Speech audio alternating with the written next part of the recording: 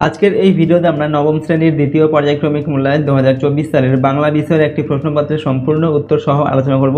তো চলো এই ভিডিওতে আমরা ক্লাস 9 এর সেকেন্ড ইউনিট টেস্ট 2024 বেঙ্গলি সাবজেক্টের এই প্রশ্নপত্রের উত্তরগুলো দেখে নিই। এবং এই সমস্ত প্রশ্ন তোমরা পিডিএফ ফাইল পেতে চাইলে আমাদের সহজ লেসন অ্যাপটিকে ইনস্টল করবে, সেখানে ভিডিওর পাশে কিন্তু পিডিএফগুলো দেওয়া থাকবে। দেখো এই প্রশ্নপত্রের প্রথমে রয়েছে 1 নম্বর দাগের সঠিক উত্তরটি বেছে নিয়ে এখানে লিখতে বলা হচ্ছে এবং প্রশ্নের মান হচ্ছে 1 নম্বর করে। 8টি প্রশ্নের উত্তর তোমাদের লিখতে হবে প্রথমে 1 নম্বর দাগে। 1 নম্বর দাগে কি বলা হচ্ছে, আত্মনির্ভরশীল ভাষা হলো বাংলা, ইংরেজি, সংস্কৃত না ফার্সি। তো এখানে 4টি অপশন দেওয়া আছে, সঠিক উত্তর কোনটা হবে? সংস্কৃত। ঠিক আছে, সংস্কৃত হচ্ছে একটি আত্মনির্ভরশীল ভাষা। 2 নম্বর হচ্ছে লাউ মাজা থেকে কোন সময় ফুল দুলছে? সকালবেলা, দুপুরবেলায়, বিকেলবেলায় না সন্ধ্যাবেলায়? সঠিক উত্তরটি হচ্ছে সন্ধ্যাবেলায়। 3 নম্বর কামরাঙা লাল মেঘ যেন মৃত মনিয়ার মতো ঢেউয়ে ডুবে গেছে। তো এখানে অপশন কতে দেওয়া আছে, গঙ্গাসাগরে, বঙ্গোপসাগরে, আরব সাগরে না লোহিত সাগরে? তো এখানে সঠিক উত্তরটি হচ্ছে গঙ্গাসাগরে। 4 নম্বর নারীকুলের রত্ন বিশেষ হলেন Sarada Devi, Mrs Bull, Miss Noble, Mrs Sevier? সঠিক উত্তর অপশন ঘ হবে, মিসেস সেভিয়ার। ঠিক আছে। 5 নম্বর অতি পরিচিত পুরুষ মানুষটি রাধারানীর অবিকৃত মালাটি নিয়ে কি করবেন বলেছিলেন? এখানে অপশন রয়েছে, পিতার প্রতিকৃতিতে পড়াবেন, মায়ের প্রতিকৃতিতে পড়াবেন, ঘরে সাজিয়ে রাখবেন না বাড়ির ঠাকুরকে পড়াবেন? সঠিক উত্তর হচ্ছে বাড়ির ঠাকুরকে পড়াবেন। ঠিক আছে, এই কথা তিনি বলেছিলেন। 6 নম্বর ধাতুর সঙ্গে প্রত্যয় যোগে কি গঠিত হয়? পদ, শব্দ, বাক্য না বাক্যাংশ? তো ধাতুর সঙ্গে প্রত্যয় যোগে গঠিত হয় পদ। 7 নম্বর অফিস পাড়া কি শব্দ? মিশ্র, অনুদিত, খণ্ডিত না ইংরেজি? তো অফিস পাড়া এটা হচ্ছে একটি মিশ্র শব্দ। 5 নম্বর বস যোগ তব্য বক্তব্য, এখানে তব্য কি প্রত্যয়? বাংলা শব্দ প্রত্যয়, বাংলা ধাতু প্রত্যয়, সংস্কৃত ধাতু প্রত্যয় না সংস্কৃত শব্দ প্রত্যয়? সঠিক উত্তর অপশন কয়টা হবে, সংস্কৃত ধাতু প্রত্যয়। 2 নম্বর দাগে কম বেশি 15 শব্দের নিচের প্রশ্নগুলির উত্তর লিখতে হবে, যে কোনো 7টি লিখতে বলা হচ্ছে, প্রশ্নের মান 1 নম্বর করে। 1 নম্বর দাগে রাধারানী রোদন বন্ধ করিয়া বলিল, রাধারানী কি বলেছিল? তো রাধারানী বলেছিল সে দুঃখী লোকের মেয়ে এবং তার মা ছাড়া আর কেউ নেই। 2 নম্বর বাংলার সন্ধ্যাকে কবি শান্ত অনুগত বলেছেন কেন? উত্তর লিখবে, এই সন্ধ্যায় কোনো ক্লান্তি ও কোলাহল নেই, তাই কবি একথা বলেছেন। 3 নম্বর হিমালয়ান রেলগাড়ির 2টি বৈশিষ্ট্য লেখো। তো এগুলি বেশ ছোট এবং দেখতে খেলনা গাড়ির মতো। 4 নম্বর পদান্বয়ী অব্যয় কাকে বলে? উদাহরণ দাও। যে অব্যয় বাক্যে বিভিন্ন পদের মধ্যে সমন্বয় সাধন বা সমন্বয় স্থাপন করে তাকে পদান্বয়ী অব্যয় বলে, যেমন হচ্ছে তুল্য। 5 নম্বর সাপেক্ষ সর্বনাম কাকে বলে? উদাহরণ দাও। তো যে সর্বনামগুলির একটি ব্যবহার করলে অপরটির ব্যবহার স্বতঃস্ফূর্তভাবে এসে পড়ে তাকে সাপেক্ষ সর্বনাম বলে, যেমন যিনি, তিনি, এগুলো। 6 নম্বর পঙ্কজ শব্দটি যোগ রূঢ় শব্দ কেন? পঙ্কজ শব্দটির প্রকৃতি প্রত্যয়জাত অর্থ যাহা পঙ্কে জন্মে। এখানে শব্দটি একটি বিশেষ অর্থেই প্রসিদ্ধ, তাই এটি যোগ রূঢ় শব্দ। 7 নম্বর পঙ্গু ক্রিয়া কাকে বলে?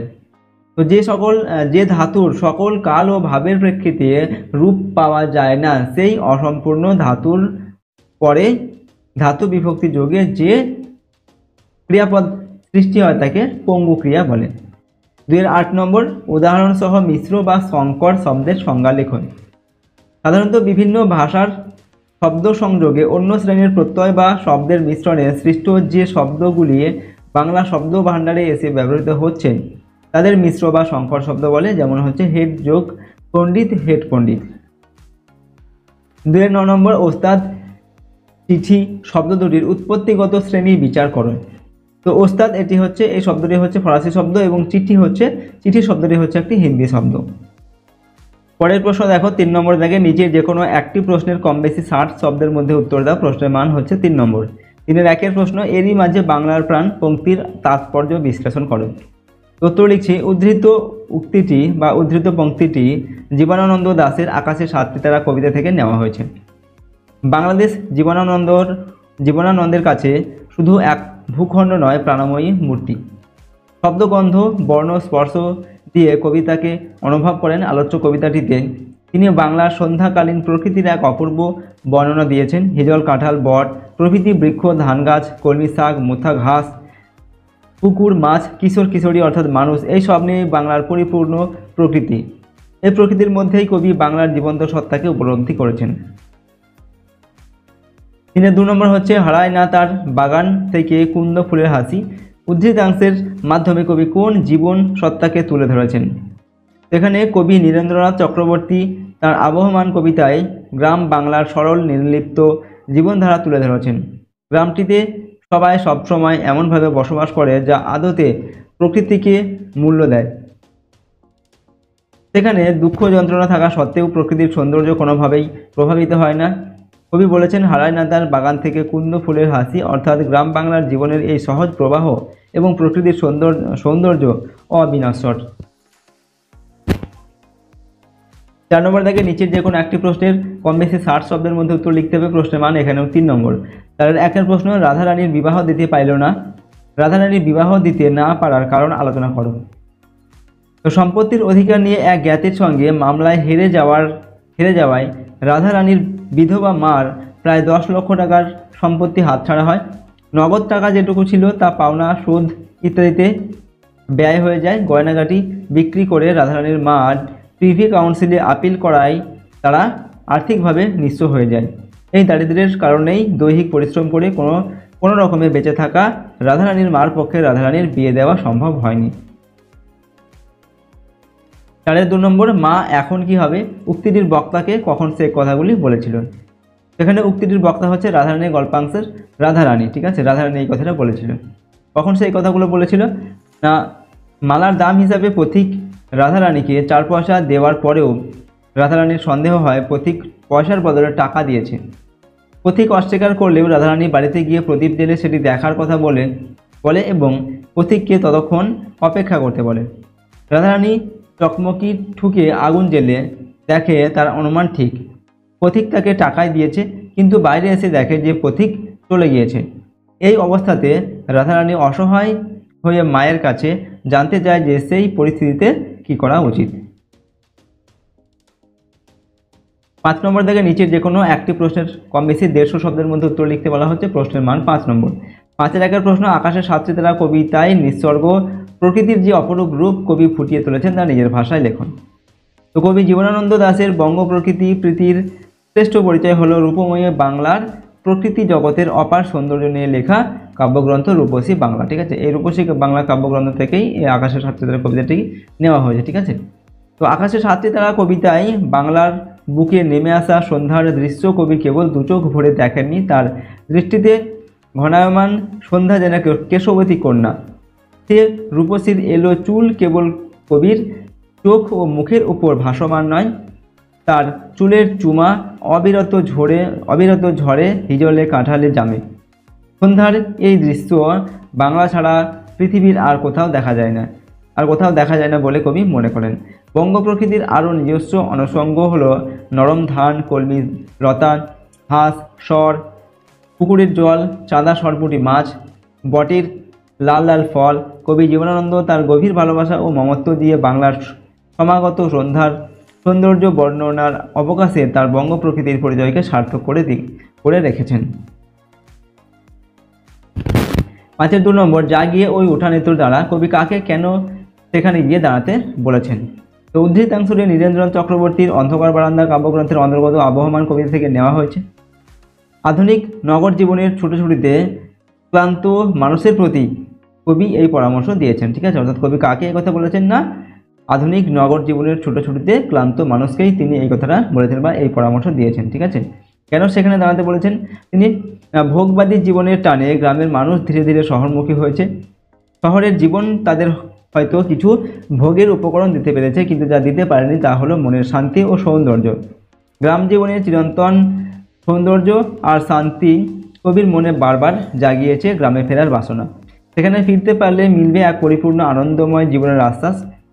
এখানেই আছে আধুনিক শহরে মানুষের সমস্ত যন্ত্রণার সুনিশ্চিত নিরাময়। 6 নম্বর দেখা দেখো, নিচের যে কোনো একটি প্রশ্নের কম বেশি 150 শব্দের মধ্যে উত্তর লিখতে হবে। প্রশ্নের মান এখানে 5 নম্বর। 6-এর একের প্রশ্ন, ফল যদি ভালো হয় তখন তারা না হয় চেষ্টা করে দেখবেন। কোন প্রসঙ্গে লেখক এরূপ বলেছেন? বাংলা সাহিত্যিকদের নিয়ে লেখা। লেখক কি বলেছেন বাংলা সাহিত্যিকদের নিয়ে, ঠিক আছে? সেটা লিখতে হবে। তো সমালোচকদের মতে একটা ভাষা তখনই আত্মনির্ভরশীল হয়ে ওঠে যখন নতুন শব্দের প্রয়োজনে বিদেশি শব্দের মুখাপেক্ষী না থেকে নিজস্ব শব্দ ভাণ্ডার থেকে শব্দ খুঁজে এনে প্রয়োগ করে। হিন্দি উপস্থিত সেই চেষ্টাটা শুরু করেছে। হিন্দি সাহিত্যিকেরা হিন্দি থেকে আরবি, ফার্সি এবং ইংরেজি শব্দ বর্জন করতে শুরু করেছে। এখানে এই প্রচেষ্টার কথাই বলা হয়েছে। এ বিষয়ে বাঙালি সাহিত্যিকদের ধারণা ছিল বেশ স্পষ্ট। বাংলা, সংস্কৃত ও অন্যান্য প্রাচীন ভাষার মতো শব্দ সৃষ্টির ক্ষমতা ছিল না। তাই নতুন শব্দ বা বিষয় ভাবনার, অভিনব চিন্তা ভাবনার প্রকাশ করতে বিদেশি ভাষার প্রয়োজন। রবীন্দ্রনাথ, নজরুল, বিদ্যাসাগরের মতো ব্যক্তিত্বরা অনায়াসেই আরবি, ফার্সির বাংলায় ব্যবহার করে গেছেন। ঠিক আছে, বাংলায় ব্যবহার করে গেছেন। পরের প্রশ্ন 6-এর 2 নম্বর দাগে, স্বামী বিবেকানন্দ লিখিত পাঠ্য চিঠির বিষয়বস্তু আলোচনা করো। লন্ডনে স্বামী বিবেকানন্দের সঙ্গে মিস নোবেলের প্রথম সাক্ষাৎ হয়। স্বামীজির বক্তৃতায় তিনি অনুপ্রাণিত হন। পরবর্তীকালে ইংরেজ ভক্ত মিস্টার স্টাডির চিঠি থেকে স্বামীজি জেনেছেন যে মিস নোবেল ভারতে এসে সবকিছু চাক্ষুষ দেখতে দৃঢ় সংকল্প। মিস মুলারের কাছ থেকে তিনি স্বামীজির কার্যপ্রণালী সম্পর্কে জেনেছেন, কিন্তু ভারতের সামগ্রিক পরিবেশ ও পরিস্থিতি ইউরোপ আমেরিকার থেকে সম্পূর্ণ আলাদা। কুসংস্কার, অস্পৃশ্যতা, জাতিভেদ, ইংরেজ প্রভুর দাসত্ব আর প্রবল দারিদ্র্য প্রভৃতি এখানকার মানুষদের আস্তে পৃষ্ঠে বেঁধে রেখেছে। এদেশের আবহাওয়া উষ্ণ প্রধান। এসব জেনেও যদি মিস নোবেল ভারতের জন্য নিজেকে উৎসর্গ করতে চান, তাহলে সেখানে তার সামনে এক বিরাট ভবিষ্যৎ রয়েছে। বিশেষ করে ভারতীয় নারী সমাজ তার দ্বারা অসীম উপকৃত হতে পারে। তার মতো শিক্ষিতা, একনিষ্ঠ, পবিত্র, প্রেমময়ী, দৃঢ়চেতা এবং সুপ্রাচীন কেলটিক সভ্যতাজাত উন্নত চরিত্রের নারীকে এদেশের প্রয়োজন। এদেশে এসে স্বনির্ভর হয়ে তাকে কাজ করতে হবে। তার পাশে স্বামীজি আমরণ থাকবেন বলে প্রতিশ্রুতি দিয়েছেন। এইসব তথ্য ও মতামত জানিয়ে মিস নোবেলকে স্বামীজি সরাসরি চিঠিটা লিখেছেন। ঠিক আছে, এরপর 7 নম্বর দেখে, নিচের যে কোনো একটি প্রশ্নের কম বেশি 150 শব্দের মধ্যে উত্তর লিখতে হবে। প্রশ্নের মান 5 নম্বর। 7-এর 1-এর প্রশ্ন দেখো, আমার অর্নিথিন যন্ত্র আজ তৈরি শেষ হলো, যন্ত্রটির পরিচয় দাও। প্রফেসর শঙ্কু যন্ত্রটির ব্যবহার কিভাবে শুরু করেন? প্রশ্নের মান হচ্ছে 2+3। তো দেখো আমরা উত্তর লিখছি। প্রথমে অর্নিথিন যন্ত্রের যে পরিচয় সেটা আমরা লিখছি। সত্যজিৎ রায়ের কার্ভাস গল্পে প্রফেসর শঙ্কু পাখিকে পড়ানোর জন্য এই অর্নিথিন যন্ত্রটি তৈরি করেছিলেন। তিনি চেয়েছিলেন এই কাজের জন্য তৈরি যন্ত্রের গঠন ও কার্য পদ্ধতি সরল হোক। এই যন্ত্রটির 2টি অংশ, একটি হচ্ছে খাঁচা, একটি অংশ খাঁচার মতো, পাখি থাকবে এই খাঁচার মধ্যে, আর এই খাঁচার সঙ্গে দ্বিতীয় অংশের বৈদ্যুতিক যোগ থাকবে। এই দ্বিতীয় অংশ থেকে জ্ঞান ও বুদ্ধি চালিত হবে পাখির মস্তিষ্কে। এবার হচ্ছে যন্ত্রের ব্যবহার। অর্নিথিন যন্ত্রটি তৈরি শেষ হলে সেটি টেবিলে রেখে দরজা খুলে দিলে প্রফেসর শঙ্কুর পছন্দের কাকটি নিজে থেকে লাফাতে যন্ত্রের ভিতর ঢুকে পড়ে। এর থেকে বোঝা যায় কাকটির শেখার আগ্রহ ছিল প্রবল। প্রফেসর ঠিক করলেন প্রথমে কাকটিকে ভাষা শেখাবেন। তাই তিনি সহজ বাংলা দিয়েই তার শিক্ষা শুরু করলেন। শেখাবার সমস্ত বিষয় যন্ত্রটিতে আগে থেকে রেকর্ড করা ছিল, শুধু বোতাম টিপে দিলেই তা চলতে শুরু করত। আশ্চর্যের কথা হলো, যন্ত্রটির ব্যবহারের শুরুতে বোতাম টিপলেই কাকটার চোখ ধীরে ধীরে বন্ধ হয়ে আসতো, আর সঙ্গে সঙ্গে তার নড়াচড়াও বন্ধ হয়ে যেত। কাকের মতো ছটপটে পাখির পক্ষে এটা প্রায় অস্বাভাবিক আচরণ। এভাবেই প্রফেসর অর্নিথন যন্ত্রের ব্যবহার শুরু করেন। 7-এর 2 নম্বর হচ্ছে, কার্ভাস যে এখন সাধারণ কাকের থেকে নিজেকে আলাদা রাখতে চায় তার স্পষ্ট প্রমাণ পাওয়া গেল। ঠিক আছে, তারপর স্পষ্ট প্রমাণ আজকে পেল। কোন ঘটনায় এ প্রমাণ পেয়েছিলেন প্রফেসর শঙ্কু? তো ঘটনার পরিচয় আমরা প্রথমে লিখছি, শিক্ষায় উন্নতি। সত্যজিৎ রায় রচিত কার্ভাস গল্পে প্রফেসর শঙ্কুর তৈরি অর্নিথিন যন্ত্রের মাধ্যমে 2 সপ্তাহের মধ্যে কার্ভাসের শিক্ষার অভাবনীয় উন্নতি ঘটেছিল, আর তারপর থেকেই সে নিজেকে অন্য সাধারণ কাকেদের থেকে আলাদা মনে করতে শুরু করে। এরপর আমরা লিখছি বজ্রপাত পরবর্তী ঘটনা। একদিন দুপুরে হঠাৎ বৃষ্টি শুরু হলে সঙ্গে বিদ্যুৎ ও বজ্রপাত। তিনটে